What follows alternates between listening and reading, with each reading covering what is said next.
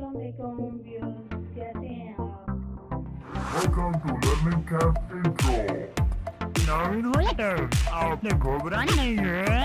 Learning Camp और यहाँ मिलेंगी उर्दू की क्लासें बिल्कुल फ्री। Learning camp.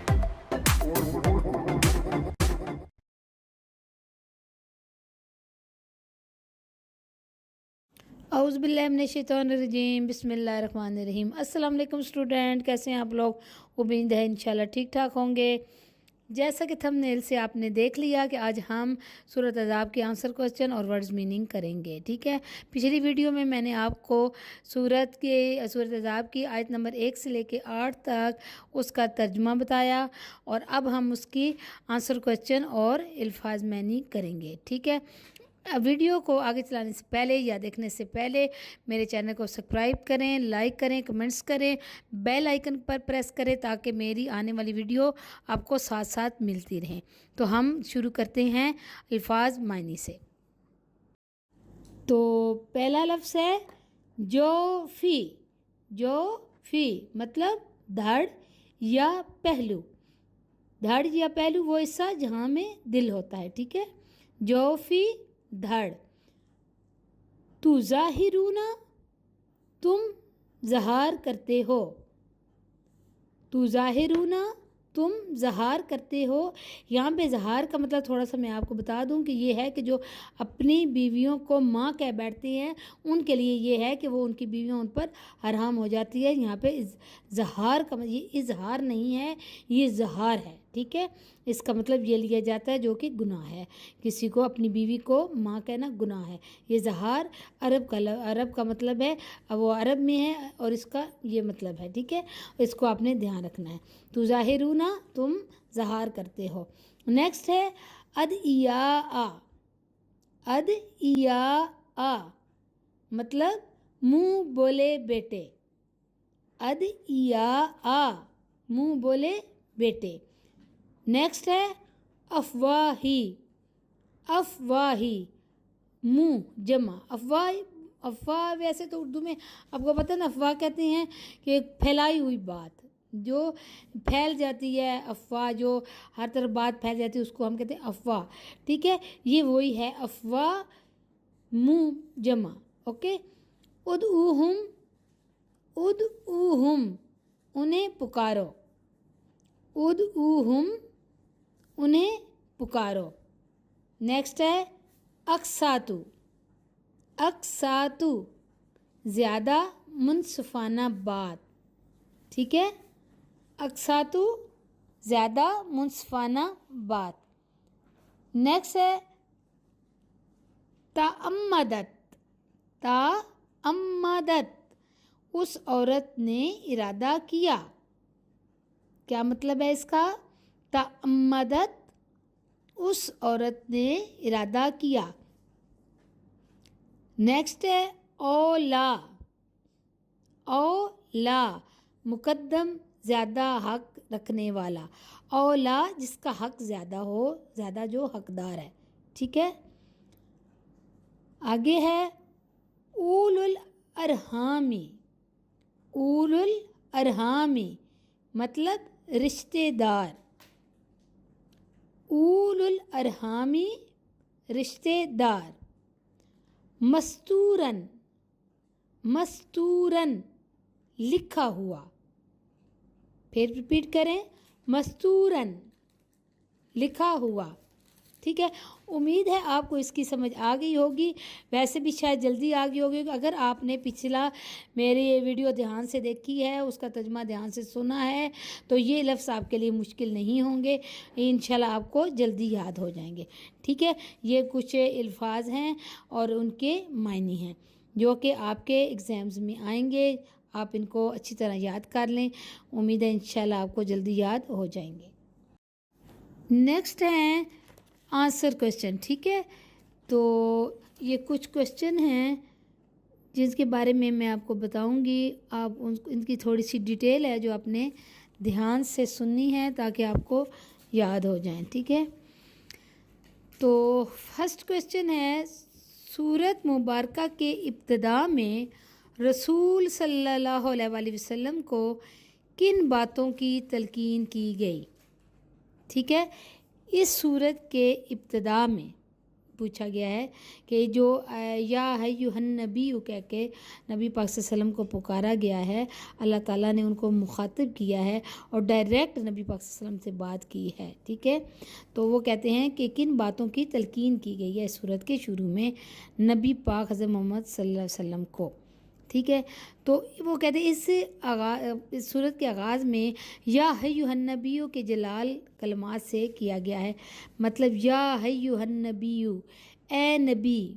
ठीक है, ए नबी। तो बराह रास्त जो है ना, इस अल्लाह ताला ने नबी पाक सल्लल्लाहु अलैहि वसल्लम से बात की है, तो उसमें ये हुक्म दिया गया है कि कुछ वो अरब के लोग थे कि जो अपने रस्म व रिवाज में गलत तरीके राज कर रहे थे, गलत बयानियाँ कर रहे थे और गलत काम कर रहे थे, तो उनके बारे में कहा गया है कि उन्हें ए नबी सल्लल्लाहु अलैहि वसल्लम उनको कुछ बातों की तलकीन कर दें। तलकीन फरमाई गई, उसमें से चंद ये हैं। ठीक है, जो अल्लाह ताला ने कहा नबी पाक सल्लल्लाहु अलैहि वसल्लम से डायरेक्ट बात करके कि जो अरब के लोग थे जो गलत रस्म व रवाज कर रहे थे और गलत तरीके राज कर रहे थे, उनके बारे में नबी पाक सल्लल्लाहु अलैहि वसल्लम से कहा है। ठीक है, उनके बारे में कहा गया कि उनको तलकीन फरमाई गई है। तो उनमें से ये चंद एक चीज़ें हैं। नंबर 1 है अल्लाह ताला से डरते रहें और कुफारो मुनाफिकीन का कहना ना माने। ठीक है, नंबर 1 क्या है, अल्लाह ताला से डरते रहें और कुफारो मुनाफिकीन का कहना ना माने। पहले तो ये कहा गया, फिर बात हुई आपसे सल्लम सिर्फ अपने रब की तरफ से आने वाली वही की पैरवी कीजिए। क्या कहा गया, नंबर 2 आप सल्लम सिर्फ अपने रब की तरफ से आने वाली वही की पैरवी कीजिए। और नंबर 3 अल्लाह ताला पर तवक्कल करें। नंबर 3 क्या है, अल्लाह ताला पर तवक्कल करें। ये थे इस क्वेश्चन के पॉइंट। 3 पॉइंट मैंने आपको बता दिए, अब इसके हम डिटेल पढ़ेंगे। नंबर 1 था अल्लाह ताला से डरते रहें और कुफार व मुनाफिकीन का कहना ना माने। ठीक है, इस आयत के आगाज़ में रसूल अल्लाह सल्लल्लाहु अलैहि वसल्लम को खिताब करते हुए ए नबी मोहम्मद सल्लल्लाहु अलैहि वसल्लम नहीं फरमाया, बल्कि ए नबी सल्लल्लाहु अलैहि वसल्लम फरमाया। ए मोहम्मद नहीं फरमाया, बल्कि ए नबी सल्लल्लाहु अलैहि वसल्लम फरमाया। इससे तकवा की अहमियत और अज़मत बताना मकसूद है कि नबी सल्लल्लाहु अलैहि वसल्लम के लिए भी अल्लाह ताला से डरना और तकवा रखना ज़रूरी है। ठीक है, कि अल्लाह ताला नबी पाक सल्लल्लाहु अलैहि वसल्लम को भी तकवे की अहमियत के बारे में बताया गया है। ठीक है, हुज़ूर सल्लल्लाहु अलैहि वसल्लम को तकवा की तलकीन करने से मकसद आम मुसलमानों को तकवे का दर्स देना है, तकवा का दर्स देना है कि हुज़ूर सल्लल्लाहु अलैहि वसल्लम को तकवा की तलकीन की गई है कि वो मुसलमानों को तकवा का दर्स दे, यानी अल्लाह ताला जो हुक्म दे रहा है उस पर अमल करते रहें और उसके ख़िलाफ़ कुफार व मुनाफिकीन के एतराज़ात या मारूज़ात को हरगिज़ कबूल ना करें।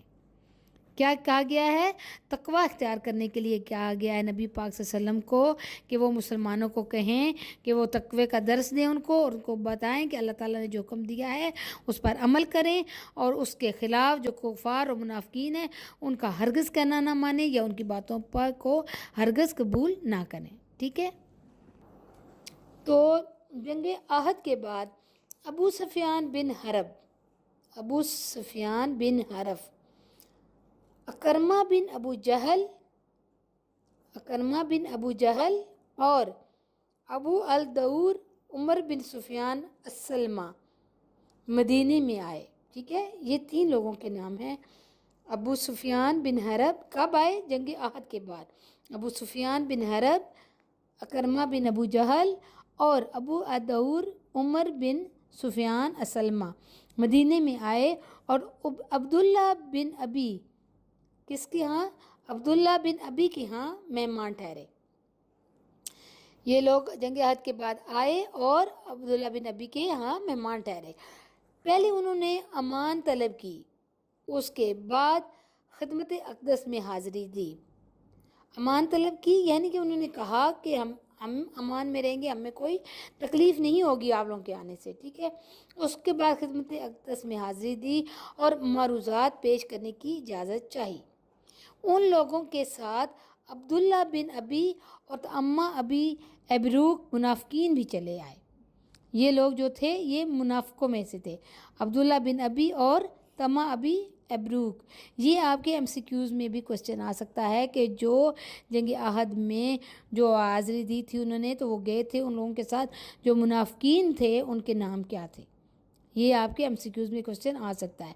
क्या है उनके नाम थे? अब्दुल्ला बिन अबी और तम्मा अबी एबरूक, मुनाफिकीन थे। ठीक है, ये उनके साथ है। गुफ्तगू के दौरान अबू सुफियान वगैरह ने कहा, आप सल्लम हमारे मबूदों लात मनात और गज़ा के ख़िलाफ़ कहना तर्क कर दीजिए। अबू सुफियान वगैरह ने कहा आप सल्लम को कि आप हमारे महबूदों, जो वो बुतों की पूजा करते थे, जिसकी भी पूजा करते थे, वो कहते थे आप उनके ख़िलाफ़ बात करना छोड़ दें और ऐलान कर दें कि ये बुत शफात करेंगे और जो लोग उनकी पूजा करते हैं उनको बचा लेंगे। तो हम आप सल्लम से और आप सल्लम के रब से कोई तारुज़ नहीं करेंगे। वो कहते हैं कि अगर आप हमारे बुतों को मान लें और सबको कह दें कि हमारे बुत आपकी शिफात करेंगे, आपको बचाएंगे, तो हम आपसे और आपके अल्लाह ताला से कोई इतराज़ नहीं करेंगे। ये उन मुनाफिकीन ने कहा। ठीक है, उनका ये बेहुदा और लग़व मशवरा सुनकर हज़ूर अकरम सल्लल्लाहु अलैहि वसल्लम को सख्त कोफ्त हुई। हज़रत उमर वहाँ मौजूद थे। उन्होंने अर्ज़ की, मुझे इजाज़त दीजिए मैं उनके सर कलम कर दूँ। हज़ूर अकरम सल्लल्लाहु अलैहि वसल्लम ने फरमाया कि मैं उन्हें पहले अमान दे चुका हूँ। अमान क्या है? जान की ज़मानत। ठीक है, कि मैं उन्हें पहले अमान दे चुका हूँ। फिर उनको हज़ूर सल्लल्लाहु अलैहि वसल्लम ने मदीना से निकल जाने का हुक्म दिया। ठीक है, उस पर आयत नाज़िल हुई कि ए नबी सल्लल्लाहु अलैहि वसल्लम अल्लाह से डरते रहें और उन काफरों और मुनाफिकों का कहना ना मानें। ये जो आयत थी शुरू में जो अल्लाह ताला ने बयान किया, ये उसकी डिटेल थी कि क्या हुआ था और किस वजह से ये आयत नाज़िल हुई थी। ठीक है, इन सब बातों के बाद तो इस पर ये आयत नाज़िल हुई थी कि ए नबी सल्लल्लाहु अलैहि वसल्लम अल्लाह से डरते रहें और उन काफरों और मुनाफिकों का कहना ना मानिए। ओके, ये था नंबर 1, यानी कि पॉइंट नंबर 1।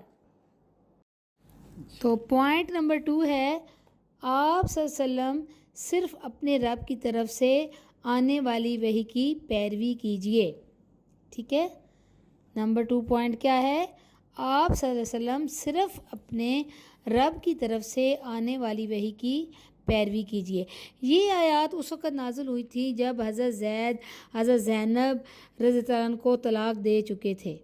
ठीक है, ये आयत कब नाज़िल हुई? जब हज़रत हज़रत ज़ैनब रज़ियल्लाहु अन्हा को तलाक़ दे चुके थे। उस वक़्त नबी सल्लल्लाहु अलैहि वसल्लम ख़ुद भी महसूस फरमाते थे और अल्लाह ताला का इशारा भी यही था कि मुँह बोले बेटे के मामले में जाहिलाना रस्म पर ज़रब लगाने का यही मौका था।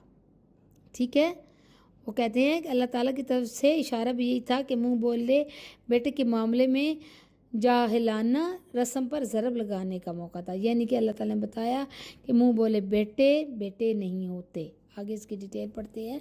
आप सल्लम अपने मुँह बोले बेटे ज़ैद की मुतलका से निकाह कर लेना चाहते थे।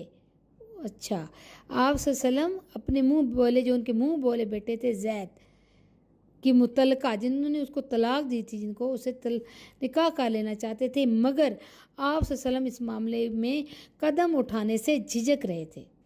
ठीक है, कि ऐसा करने से कुफार और मुनाफिकीन आप सल्लम पर एतराज़ात का एक तूफ़ान उठा देंगे।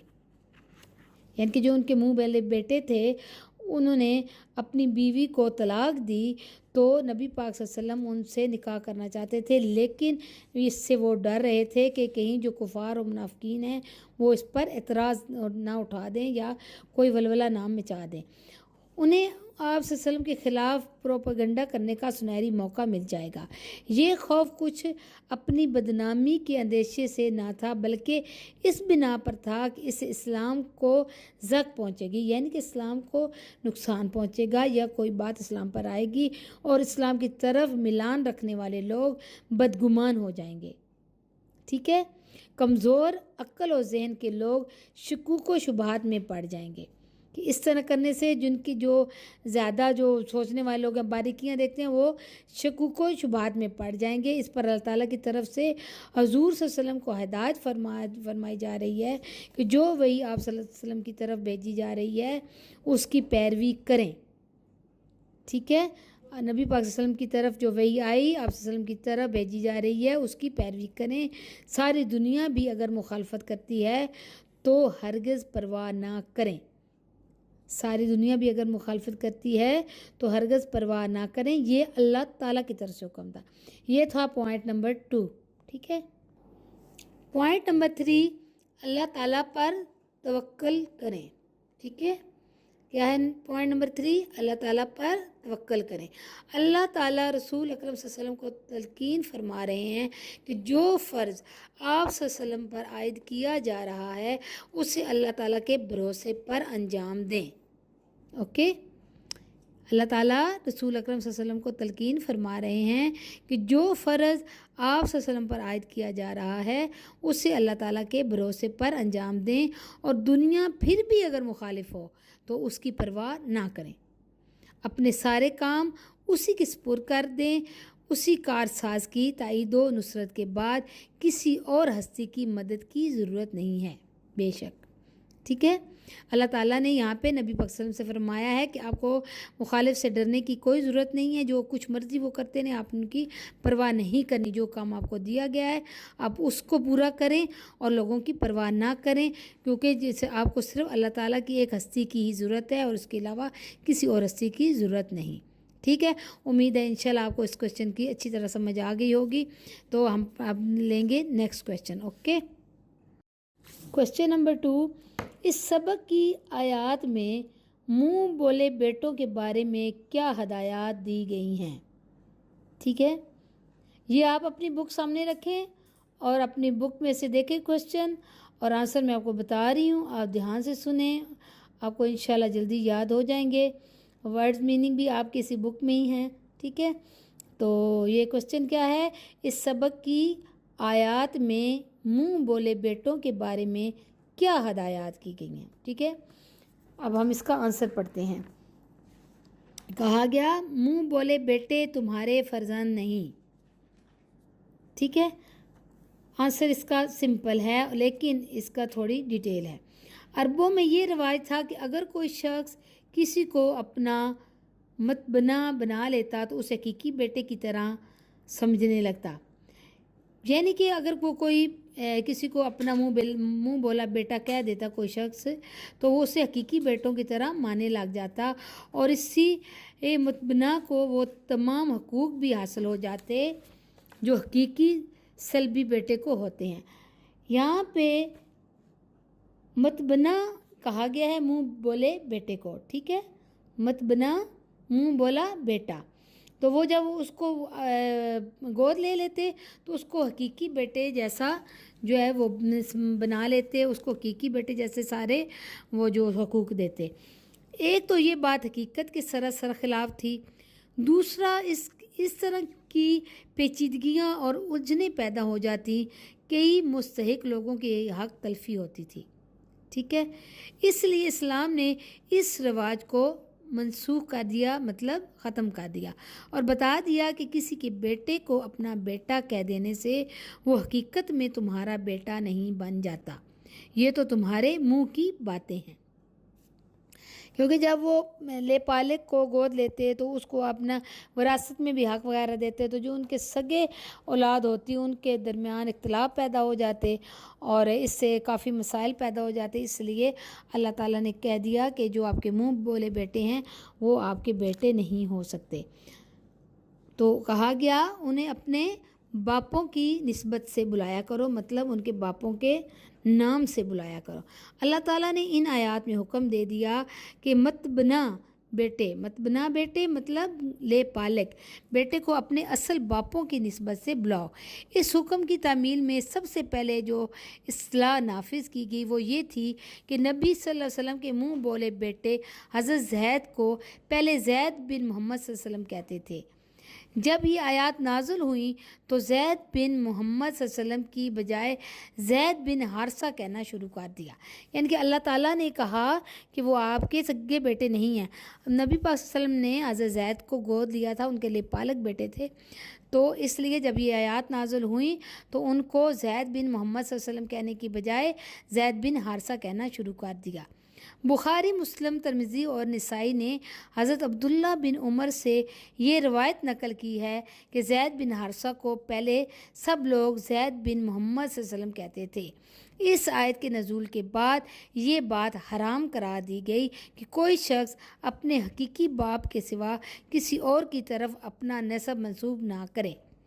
رسول صلی اللہ علیہ وسلم نے فرمایا، جس نے اپنے آپ کو اپنے باپ کے سوا کسی اور کا بیٹا کہا، ایسی صورت میں وہ جانتا ہے کہ وہ شخص اس کا باپ نہیں ہے، اس پر جنت حرام ہے۔ استغفر اللہ، دیکھیں کتنی بڑی بات ہے، اس لیے یہ پوائنٹ نوٹ کرنے والے ہیں، ٹھیک ہے۔ تو اس میں منہ بولے بیٹے کو آپ اپنا بیٹا نہیں کہہ سکتے اور ان کو ان کے باپوں کے نام سے پکارا جائے۔ یہی اللہ تعالیٰ کے نزدیک زیادہ منصفانہ بات ہے۔ اللہ تعالیٰ کے نزدیک یہ بات زیادہ منصفانہ ہے کہ منہ بولے بیٹوں کو ان کے اصل باپوں کی نسبت سے پکارا جائے۔ اوکے، آگے ہے، اور اگر حقیقی باپوں کا علم نہ ہو، ٹھیک ہے، ان کے آپ کو پتہ نہیں ہے یا کسی کو پتہ نہیں ہے کہ ان کے حقیقی باپ کون ہیں، ان کے بارے میں پتہ نہ ہو، تو بعض ایسی صورتیں ہوتی ہیں کہ کسی لڑکے کے حقیقی باپ کا پتہ نہیں چل سکتا، تو ایسی صورت میں وہ تمہارے دینی بھائی کہلائیں گے، ٹھیک ہے۔ اس صورت میں آپ کے دینی بھائی ہیں۔ اگر انہیں کوئی اپنا متبنا بنا لیتا ہے تو پھر بھی وہ باپ کی جگہ اپنا نام استعمال نہیں کر سکتا، انہیں بھائی یا دوست کہہ کر پکار سکتے ہیں۔ اس آیت سے اپنے نسب کی حفاظت کا حکم بھی دیا گیا ہے۔ اس بات سے سختی سے روک دیا گیا ہے کہ کوئی شخص دانستہ طور پر بھی اپنے آپ کو کسی غیر کا بیٹا کہے۔ علامہ قرطبی رضی اللہ عنہ نے اس موقع پر بہت سی احادیث نقل کی ہیں جن میں حضور صلی اللہ علیہ وسلم نے ایسا کرنے سے سختی سے منع فرمائے۔ بہت سی حدیث ہیں ایسے میں جو اس کے بارے میں نازل کی گئی ہیں اور کہا گیا ہے کسی بھی شخص کو آپ اپنا حقیقی بیٹا نہیں کہہ سکتے اور ان کے باپوں کے نام سے پکارا جائے، ٹھیک ہے۔ تو یہ تھا کوسچن نمبر 2۔ تو اس کا ایک پوائنٹ ہے، اور بلا ارادہ اور نیت کے بغیر کی ہوئی بات پر مواخذہ نہیں۔ بلا ارادہ اور نیت کے بغیر کی ہوئی بات پر مواخذہ نہیں، یعنی کہ جو کام یا بات تم نے اس بارے میں اس حکم کے آنے سے پہلے کر لیا اس پر کوئی پکڑ نہیں، یعنی کہ جس کا حکم اللہ تعالیٰ نے پہلے نہیں دیا تھا اور آپ کو پتہ نہیں تھا، آپ لوگ وہ کام کر چکے ہیں تو اس پر کوئی گناہ نہیں۔ اس حکم کے آنے کے بعد اس حکم کے آنے سے پہلے تم نے منہ بولے بیٹے بنائے اور ان کی ولدیت کے لیے اپنا نام بولتے رہے، اس پر کوئی گناہ نہیں، مگر اس حکم کے بعد جو کوئی یہ کرے گا تو وہ گناہ گار ہوگا، ٹھیک ہے۔ امید ہے آپ کو اس کوسچن کی بھی سمجھ آ گئی ہوگی، میں نے آپ کو آسانی سے عام الفاظ میں بتا دیا ہے۔ تو یہ 2 کوسچن تھے جو امپورٹنٹ تھے، تو انشاءاللہ آپ اس کو پڑھیں گے تو آپ کو سمجھ آ جائے گی۔ نیکسٹ ہے کوسچن نمبر 3، جس میں آیات کے کچھ عبارات ہیں اور ان کا مفہوم بیان کرنے کے لیے کہا گیا ہے، ٹھیک ہے۔ تو اس میں نمبر 1 ہے النبی اولا بالمؤمنین من انفسہم وازواجہ امہاتہم، ٹھیک ہے۔ النبی اولا بالمؤمنین من انفسہم وازواجہ امہاتہم، کیا مطلب ہے اس کا؟ نبی کریم صلی اللہ علیہ وسلم مومنوں کی جانوں سے بھی زیادہ ان کے قریب ہیں اور آپ کی بیویاں ان کی مائیں ہیں، ٹھیک ہے۔ اور اس میں مفہوم کیا ہے؟ حضور صلی اللہ علیہ وسلم کی شان کریمی۔ اس آیت میں اللہ تعالیٰ اس تعلق کی کیفیت اور نوعیت بیان کرتے ہیں جو نبی کریم صلی اللہ علیہ وسلم کو اپنے غلاموں کے ساتھ ہے۔ بتایا تمہاری خیر خواہی، اصلاح احوال، فلاح دارین اور تم پر لطف و کرم फरमाने में मेरा महबूब तुम पर तुम्हारे नफ्सों से भी ज़्यादा मेहरबान और शफीक है। यानी कि नबी पाक सल्लल्लाहु अलैहि वसल्लम की शान करीमी बताई गई है कि जो सबसे आला दर्जा है। जितना मेरे नबी सल्लल्लाहु अलैहि वसल्लम को तुम्हारी इज़्ज़त, खुशहाली और इखलाक की बरतरी का ख्याल है, तुम्हें ख़ुद भी अपना इस कदर ख्याल नहीं है।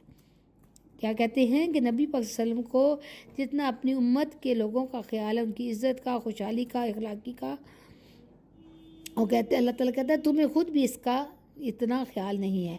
इस हकीकत की वजाहत एक दूसरी आयत में भी की गई, यानी कि जो चीज़ तुम्हारे लिए तकलीफ़ दे है वो उन्हें भी बड़ी गिरां गुजरती है। वो तुम्हारे मुतल्लिक हरीस हैं और अहले ईमान के लिए बड़े मेहरबान और रहीम हैं। यानी कि अल्लाह ताला फरमाता है जो चीज़ तुम्हारे लिए तकलीफ़ दे है वो नबी पाक सल्लल्लाहु अलैहि वसल्लम के लिए भी तकलीफ़ दे है। ठीक है, वो अहले ईमान के लिए बड़े मेहरबान और रहीम हैं। इमाम मुस्लिम ने अपनी किताब सही मुस्लिम शरीफ में हज़रत अबू हुरैरा से एक हदीस रवायत की है, मेरी और मेरी उम्मत की हालत उस शख्स की तरह है जिसने आग जलाई हो और मुख्तलिफ़ जानवर और परवाने उस पर गिरने के लिए दौड़ते चले आ रहे हों। मैं तुम्हें तुम्हारी कमरों से पकड़ रहा हूँ और तुम उसमें गिरने पर इसरार कर रहे हो। देखें कि कितनी बड़ी बात है कि नबी पाक सल्लल्लाहु अलैहि वसल्लम ने फरमाया मेरी और मेरी उम्मत की हालत उस शख्स की तरह जिसने आग जलाई हो और मुख्तलिफ़ जानवर और परवाने उस पर गिरने के लिए दौड़ते हों। ठीक है, और मैं तुम्हारी कमरों से पकड़ पकड़ कर तुम्हें बचा रहा हूँ और तुम उसमें गिरने पर इसरार करो। यानी कि नबी पाक सल्लल्लाहु अलैहि वसल्लम हमें दोज़ख की आग से बचाते हैं। हज़ूर अकरम सल्लल्लाहु अलैहि वसल्लम की शान करीमी पर इंसान कुर्बान जाए, कितनी मोहब्बत का इज़हार फरमाया जा रहा है।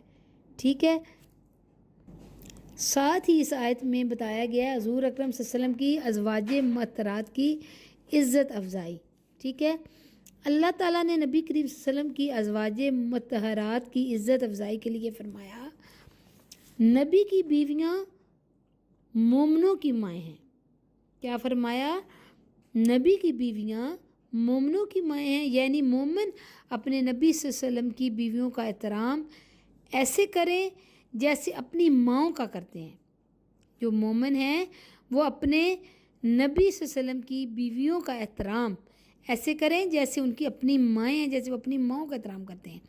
उनसे हमेशा के लिए हर मोमिन का निकाह हराम है। यानी कि नबी की बीवियों से कोई मोमिन निकाह नहीं कर सकता, वो उनके लिए हराम है। ये माएँ सिर्फ एहतराम के लिहाज से हैं।